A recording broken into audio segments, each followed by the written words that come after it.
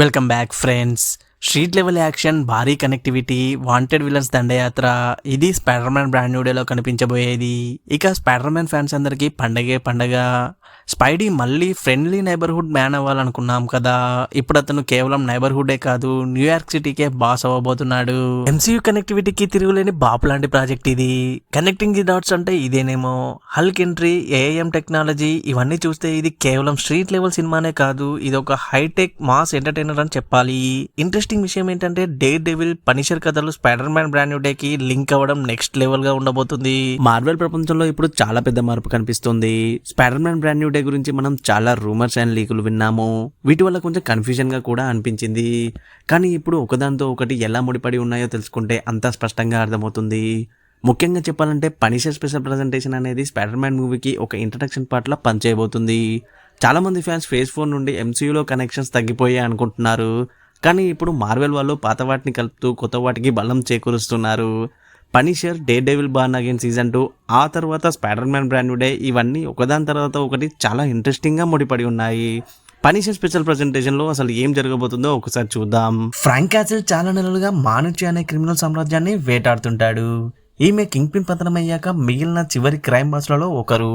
ఈ మానుచి కార్యకలాపాలు ఏఐఎం అనే సంస్థతో ముడిపడి ఉన్నాయి. ఏఐఎం ఈ నెట్వర్క్ ని ఆయుధాల అక్రమ రవాణాకు వాడుతుందని ఫ్రాంక్ కనుక్కుంటాడు. ఇక్కడ మనం ఒక ముఖ్యమైన విషయాన్ని గమనించాలి. ఈ ఆయుధాలలో స్టాక్ కి సంబంధించిన ఆయుధాలు కూడా ఉండొచ్చు.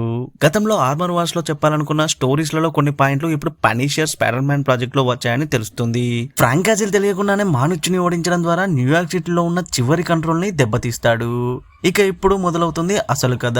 సిటీలో అధికారం కోసం చిన్న చిన్న గ్యాంగ్ల మధ్య గొడవలు మొదలవుతాయి. ఈ గందరగోళం నుంచి బయటకు వచ్చే వాళ్ళే స్పైడర్ మ్యాన్ మూవీలో మెయిన్ విలన్స్ గా రాబోతున్నారు. అందులో ఒకరు టూమ్ స్టోన్. ఇతను బ్రాంక్స్ ప్రాంతాన్ని తన కంట్రోల్లోకి తీసుకుంటాడు. Next boomerang. ఇతను కిరాయి గుండాల గుంపును నడుపుతూ ఏఐఎం నుండి ఎక్స్పెరిమెంటల్ వెపన్స్ ని దొంగలిస్తాడు. తర్వాత స్కార్పియాన్ అంటే మ్యాక్ గార్గాన్. ఇతను జైల్లో ఉన్న టికింగ్ టైమ్ బాంబ్ అని అండర్ వరల్డ్ లో టాక్ ఉంది. ఇంట్రెస్టింగ్ విషయం ఏంటంటే పనిషర్ స్పెషల్ ప్రజెంటేషన్ క్లైమాక్స్ ఎలా ఉండబోతుంది అంటే న్యూయార్క్ గ్యాంగ్ వార్ అండ్ ఇందులో ఏం ఇన్వాల్వ్మెంట్ ఉండొచ్చు అనే వార్తతో డైలీ బగిల్ రిపోర్ట్ వస్తుంది. అప్పుడు spider Man brand new day మొదలవుతుంది. అండ్ ఈ మూవీలో మొదట్లో స్పైడర్ మ్యాన్ చాలా మంది చిన్న చిన్న విలన్స్ తో ఫైట్ చేసే ఒక మాంటేజ్ ఉండబోతుంది. అంటే పనిషర్ సృష్టించిన గందరగోళాన్ని స్పైడర్ మ్యాన్ క్లీన్ చేయాల్సి వస్తుందన్నమాట. టూమ్ స్టోన్, స్కార్పియన్ ఒకరితో ఒకరు గొడవ పడతారని కూడా లీక్స్ వచ్చాయి. ఇది నగరాన్ని ఎవరు కంట్రోల్ చేయాలి అనే యుద్ధానికి అద్దం పడేలా ఉండబోతుంది. అంతేకాదు మైకల్ కీటన్ వల్చర్ పాత్రలో తిరిగి వస్తాడని కూడా వార్తలు వస్తున్నాయి. Spider man home coming post credit సీన్లో వల్చర్ స్కార్పియన్తో జైల్లో ఉంటాడని చూపిస్తారు. ఇప్పుడు స్కార్పియన్ జైలు నుంచి బయటికి వస్తే వల్చర్ కూడా వస్తాడా లేదా చూడాలి. అలాగే మోర్బియస్ లోని మల్టీవర్స్ కథను మార్వెల్ ఎలా మారుస్తుందో చూడాలి. ఇది మాత్రమే కాదు, ఏఐఎం ఇన్వాల్వ్మెంట్ కారణంగా హల్క్ కూడా ఈ కథలో భాగం కావచ్చు. వాళ్ళు బ్రూస్ బ్యానర్ మైండ్ ను లేదా హల్క్ ను నియంత్రించే టెక్నాలజీని మార్చి మళ్ళీ సేవేజ్ హల్క్ ను తిరిగి తీసుకొచ్చే అవకాశం ఉంది. అంటే మళ్ళీ మనం పాత హల్క్ ను ఈ మూవీలో చూడబోతున్నాము. ఇది చాలా మంది అభిమానులను ఉత్సాహపరుస్తుంది. మనం చాలా కాలంగా కోరుకుంటున్న స్ట్రీట్ లెవెల్ స్పైడర్ మ్యాన్ కథ మళ్ళీ తిరిగి రాబోతుంది. Dare devil born again season 2లో కింగ్ పిన్ కి వ్యతిరేకంగా జెసికా జోన్స్, పనిషర్ లాంటి వీరులు ఒకే టీమ్ గా రాబోతున్నారు. ఆ సంఘటనలు కూడా Spider Man brand new day కి దారి తీస్తాయని Marvel television head Brad Winderbaum confirm చేసేశారు.